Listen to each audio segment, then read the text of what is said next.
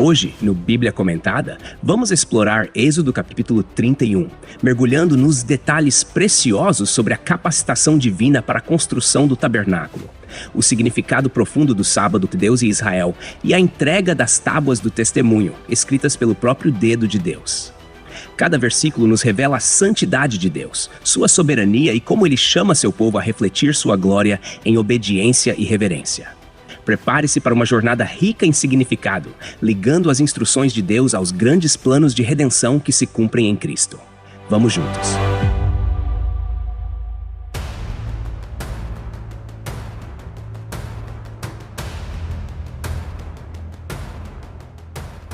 O Senhor falou a Moisés diretamente, destacando a escolha de Bezalel, filho de Uri e neto de Ur, da tribo de Judá. Essa eleição divina já nos mostra que Deus escolhe pessoas específicas para tarefas específicas em seu reino. Bezalel não foi escolhido por acaso, mas foi separado por Deus, capacitado pelo Espírito Santo com sabedoria, entendimento, ciência e habilidades em toda sorte de trabalho artístico. Aqui vemos como o Espírito Santo age não apenas no aspecto espiritual, mas também no talento humano. Deus não apenas dá a ordem para construir o tabernáculo, mas capacita pessoas para que realizem o trabalho de acordo com o plano celestial. Essa capacitação sobrenatural é algo que nos remete ao Novo Testamento, quando o apóstolo Paulo, em 1 Coríntios capítulo 12, fala sobre os dons que o Espírito distribui conforme a vontade de Deus. Bezalel é descrito como alguém capaz de trabalhar em ouro, prata e bronze. O ouro, muitas vezes associado à santidade e à realeza divina, era utilizado para os objetos mais sagrados do tabernáculo, como o propiciatório e os querubins. A prata, comumente vista como símbolo de redenção, lembra-nos do preço pago por Jesus, conforme descrito em 1 Pedro capítulo 1, versículo 18, que menciona a redenção não com coisas corruptíveis como prata e ouro, mas pelo sangue de Cristo. Já o bronze, um material resistente ao fogo, era usado em peças como o altar de holocaustos, simbolizando o juízo de Deus sobre o pecado. Bezalel também foi capacitado para lapidar pedras e entalhar madeira. As pedras preciosas que adornavam o peitoral do sumo sacerdote não eram apenas decorativas, mas também tinham um significado espiritual profundo, representando as 12 tribos de Israel diante de Deus. A madeira, especialmente a madeira de acácia, era usada na construção de várias peças do tabernáculo devido à sua durabilidade, sendo resistente à podridão e aos insetos. Essa madeira simboliza a humanidade de Cristo, incorruptível e perfeita. Deus também designou Aholiabe, filho de Aizamaque, da tribo de Dan, para trabalhar ao lado de Bezalel. É interessante notar que enquanto Bezalel vinha da tribo de Judá, que possuía um papel de liderança entre as tribos, Aholiabe era da tribo de Dan, uma tribo que geralmente não recebia tanto destaque. Isso nos ensina que Deus valoriza a cooperação e a diversidade no seu reino, chamando pessoas de diferentes origens para trabalhar juntas na sua obra. Essa parceria reflete a unidade do corpo de Cristo, como Paulo escreve em Romanos capítulo 12, versículo 5, dizendo que somos membros uns dos outros. O texto continua mencionando que Deus deu habilidade a todos os artífices, ou seja, não apenas Bezalel e Aholiabe, mas também outros foram capacitados para participar da construção do tabernáculo e de seus utensílios. Isso nos lembra que no reino de Deus, todos têm um papel a desempenhar. Cada talento, por mais simples que pareça, é parte do grande plano de Deus. É impossível não pensar no que Paulo diz em 1 Coríntios capítulo 12, versículo 22, que os membros do corpo que parecem mais fracos são necessários. Entre os itens a serem construídos estavam a tenda da congregação, a arca da aliança e o propiciatório. A arca era feita de madeira de acácia, revestida de ouro puro, com dimensões que equivalem a aproximadamente 1,10 m de comprimento, 70 centímetros de largura e 70 centímetros de altura. O propiciatório, que ficava sobre a arca, era onde os querubins se voltavam um para o outro, representando a presença de Deus. O lugar entre os querubins era considerado o trono de Deus na terra, e era ali que o sumo sacerdote aspergia o sangue no dia da expiação, conforme descrito em Levítico capítulo 16. Outros objetos mencionados incluem a mesa, o candelabro de ouro puro e o altar de incenso. A mesa, usada para os pães da proposição, era feita de madeira de acácia e revestida de ouro. Esses pães, 12 no total, representavam a provisão de Deus e sua aliança com as 12 tribos. O candelabro, trabalhado em ouro puro, com suas 7 hastes, era um símbolo da luz de Deus iluminando o povo. Já o altar de incenso, que também era revestido de ouro, era usado para queimar incenso aromático, representando as orações dos santos subindo a Deus, como descrito em Apocalipse capítulo 5, versículo 8. A pia de bronze, usada para as abluções dos sacerdotes, e o altar de holocaustos, também de bronze, destacam a necessidade de pureza antes de nos aproximarmos de Deus. A pia, abastecida com água, nos lembra de que, assim como os sacerdotes precisavam lavar-se antes de ministrar, nós também precisamos da purificação espiritual que vem através da palavra, conforme Efésios capítulo 5, versículo 26. Os utensílios, as vestes sacerdotais, o óleo da unção e o incenso aromático também são destacados. Cada item era feito com precisão, seguindo as instruções detalhadas de Deus, mostrando que o culto a Ele deve ser feito com reverência e exatidão. As vestes sacerdotais, incluindo o éfode e o peitoral, eram ricas em significado espiritual, simbolizando a intercessão e o serviço do sacerdote em favor do povo. O óleo da unção, uma mistura especial de especiarias, era usado para consagrar os objetos e os sacerdotes, simbolizando a capacitação do Espírito Santo para o serviço divino. Esses elementos, aparentemente tão específicos e detalhados, têm lições profundas para nós hoje. Eles nos ensinam que Deus está atento aos detalhes e que cada aspecto da nossa adoração deve ser feito com dedicação e cuidado. Tudo no tabernáculo apontava para Cristo, desde o ouro que representava sua divindade, até o bronze que simbolizava seu sacrifício, passando pelo incenso que refletia sua intercessão por nós diante do Pai. O Senhor falou novamente a Moisés, desta vez destacando a importância de guardar o sábado como um sinal perpétuo entre ele e os filhos de Israel. O sábado não era apenas um dia de descanso, mas uma instituição profundamente espiritual que refletia a santidade e a soberania de Deus. Ao estabelecer o sábado como um sinal, Deus reafirma o pacto que ele havia feito com o seu povo, mostrando que eles pertenciam a ele e que deveriam refletir sua santidade no mundo. A instrução era clara. Os filhos de Israel deveriam guardar o sábado, reconhecendo que era um dia santo e separado para o Senhor.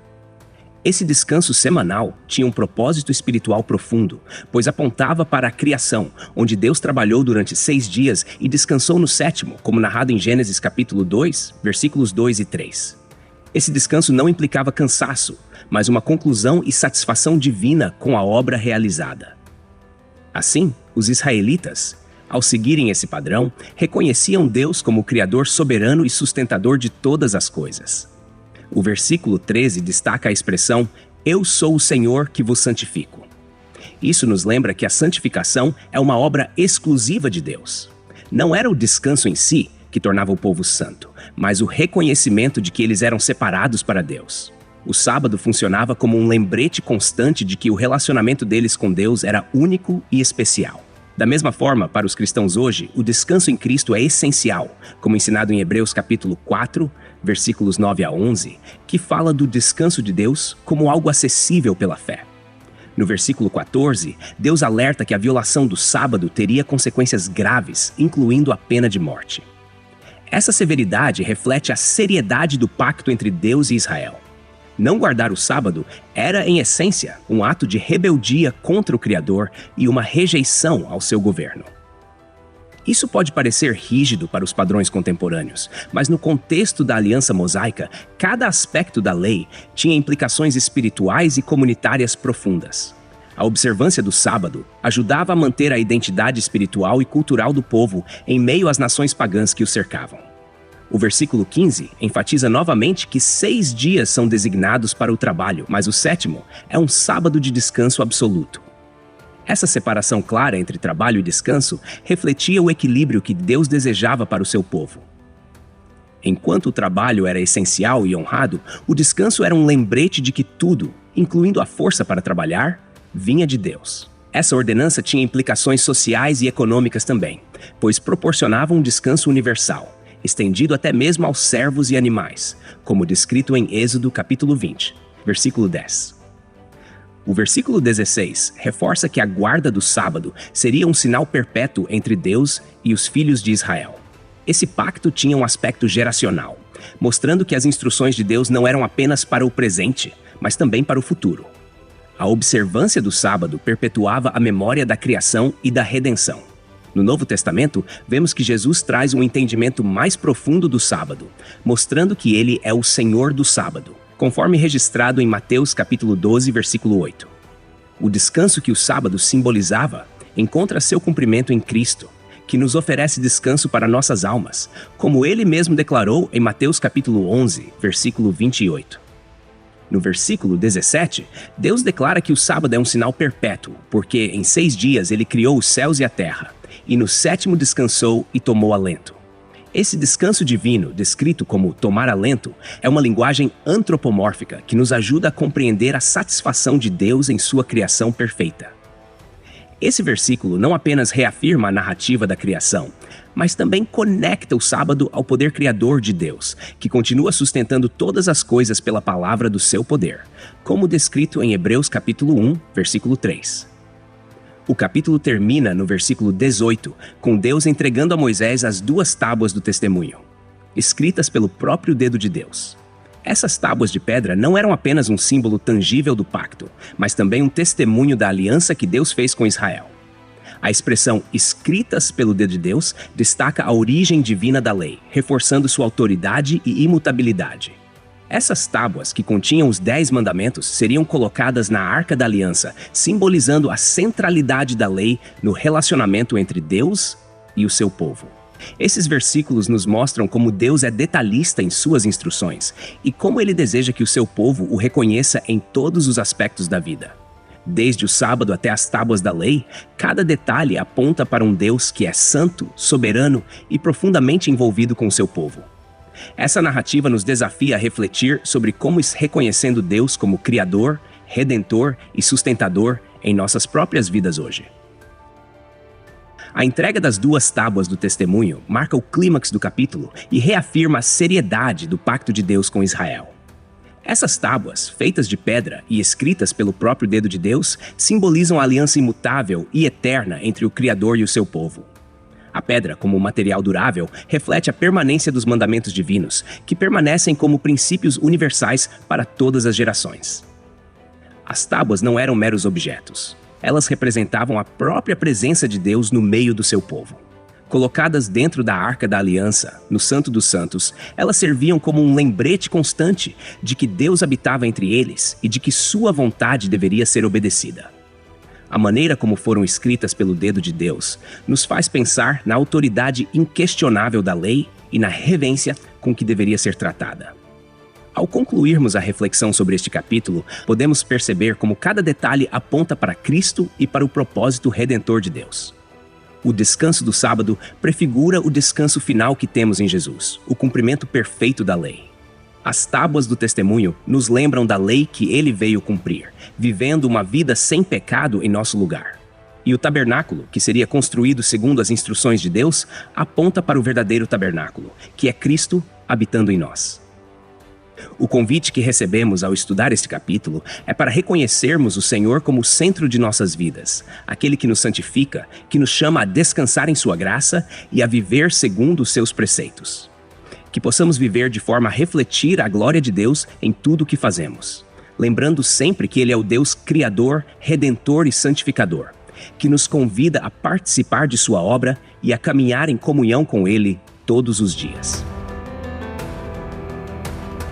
Texto e produção Douglas Vieira. Música por Pixabay. Faixa Battle of the Dragons. Voz por ChatGPT 4.0. Tipo Ember. Bibliografia. Comentários expositivos Hernandes Dias Lopes, editora Agnos. Comentário bíblico Matthew Henry, editora CPAD. Antigo e Novo Testamento interpretado versículo por versículo Russell Norman Champlin, editora Agnos. Charles Spurgeon, Os Tesouros de Davi, editora CPAD. Obrigado por ouvir o Bíblia Comentada. De segunda a sexta, capítulos da Santa Palavra, aos sábados, mensagens ao coração e aos domingos, a poesia dos Salmos. Porque não basta ouvir, é preciso entender. Inscreva-se em nosso perfil nas principais plataformas de streaming e permita que esta palavra edifique sua vida. Deus abençoe você. Até amanhã. Bíblia Comentada. Melhor que ouvir é entender.